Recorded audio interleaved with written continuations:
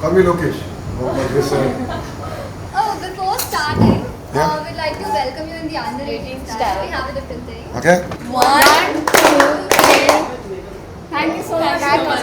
Thank you. We are a mini world in which we replicate and do exactly what the elder world does, but in our own style. All of these MLAs from these schools work in assembly sessions and pass bills. And the IAS division, which is the service commission, works in those schools to actually implement those bills. And the corporate division works on earning money because we are a private company. మీరు చాలా press meets attend అవుతూ ఉంటారు, ఇంకా అక్కడ elder journalist questions అడిగి here మా own underrating journalist ఒక underrating special press meet చేయబోతున్నారు. So let's start off with the press meet. Can we have the question? Thank you. ఎందుకు టఫా? Can we have the journalist? అన్న, మనం సినిమాల్లో చూస్తాం కదా, గవర్నమెంట్ ఒక 1 crore ఫండ్స్ అలా రిలీజ్ చేస్తుంది. అది మినిస్టర్స్, ఎంపీస్, ఎమ్మెల్యేస్ అందరినీ దాటుకొని నిజంగానే వర్క్ చేసే కాంట్రాక్టర్ దగ్గరికి వచ్చేటప్పటికి 40 lakhs మిగులుతుంది. ఇది అసలు ఎంతవరకు నిజం? ఒకవేళ నిజం అయితే అసలు ఏ స్టెప్ ఆఫ్ మనీ ఫ్లోలో ఈ కరప్షన్ జరుగుతుంది? మీరు ఎగ్జాంపుల్స్తో చెప్పగలరా sir? See, if you look at it, are there challenges in the system? Absolutely. I'm not saying the system is perfect by any means. Saying that, I don't believe the numbers that you have said. I don't agree that only. Examples. Yeah, I'm just saying. So are there leakages in the system? I truly believe there are leakages. But that is where I think all of us together have to come and then work on those, plugging those leakages. So I'll give you an example. We have, taking certificates is a big problem. They call it caste certificate, income certificate, whatever it is. We brought everything onto a WhatsApp platform now.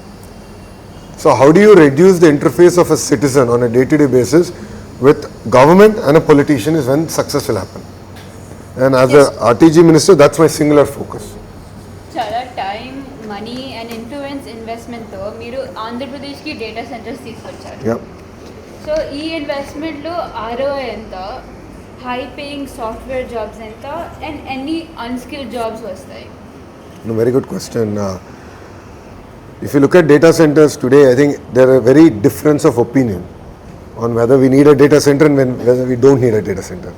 So the Green Party will have a different opinion, People's Party will have a different opinion. My opinion is very different, that we need to have sovereign data centers on our soil. Because already you're noticing Anthropic is now restricting access to certain AI models to non-Americans. It's already started. The new battleground is starting. It's very interesting. So that's going to become a huge competitive advantage for those nations. So one, we all need data centers, and already 10 gigawatts is operational in India. Saying that, our research has shown that in a data center ecosystem of this scale that we're doing in Vizag, we'll be able to create close to 60,000 high-paying jobs. Now what does that mean? From the operator who operates the data centers, which are only X in number, but the ripple effect that it creates, so gaming, research, building your own large language models, that ecosystem creates nothing less than 60,000 direct jobs. And then the indirect jobs is close to 200,000. So that's the kind of ripple impact that a data center actually has. And we've studied this. We have studied this in US and few other states of the US and different parts of Europe. It's had that kind of an impact. TV చూద్దామని వస్తే పప్ప TV on చేస్తారు. ఎప్పుడు చూసినా elections, కేరళలో elections, బీహార్లో elections, ఢిల్లీలో elections. ఎప్పుడు ఎలక్షన్స్ అవుతున్నప్పుడు ఫుల్ అటెన్షన్ గవర్నెన్స్కి ఇవ్వడానికి అసలు ఎంత స్కోప్ ఉంటుంది? ఇంకా దాంతోపాటు మీరు కాన్స్టిట్యూషన్లో ఒక సర్టన్ అమౌంట్ ఆఫ్ టైమే ఎలక్షన్స్కి పెట్టగలరు అని ఏమైనా రూల్ ఉందా పాలిటీషియన్స్కి సార్? ఇప్పుడు మేము ఆలోచించేది ఏంటంటే 1 nation 1 election. సో అన్ని ఎలక్షన్స్ ఒక 90-day విండోలో పూర్తి చేసుకుంటే చాలా బాగుంటుంది. అప్పుడు 4 సంవత్సరాలు 9 నెలలు గవర్నెన్స్ పైన ఎక్కువ శ్రద్ధ పెట్టచ్చు అనేది అందరి ఆలోచన. కానీ ఈ ప్రక్రియలో భిన్నాభిప్రాయం కూడా ఉంది. భిన్నాభిప్రాయం ఏంటంటే మిడ్ టర్మ్ ఉండాలనేది, అంటే sort of check point. So mid term ఉంటే ఏంటంటే కరెక్ట్గా గవర్నెన్స్ ముందరికి వెళ్తుందా లేదా, మార్పులు చేర్పులు చేయాలనేది కూడా ఒక అభిప్రాయం ఉంది.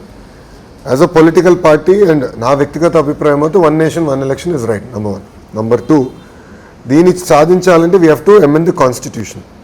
And in the constitution, I believe what we should say is, whoever gets elected, suppose there is, at the end of the day, we are a parliamentary form of democracy, and if a government is unable to prove its majority, then we have to go for election.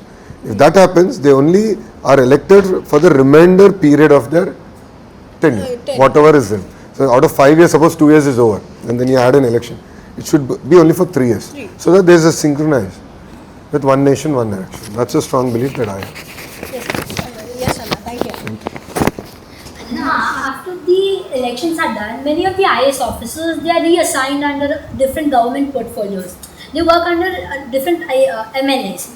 So what do you think would be the independence of the election commission? In reality, do you think they would be really independent?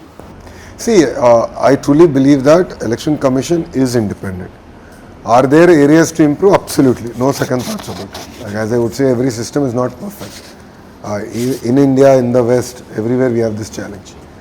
But then I have seen how they've operated. They're very stubborn. All of us after elections ended up getting notices on expenditure discrepancies, and then we all have to answer.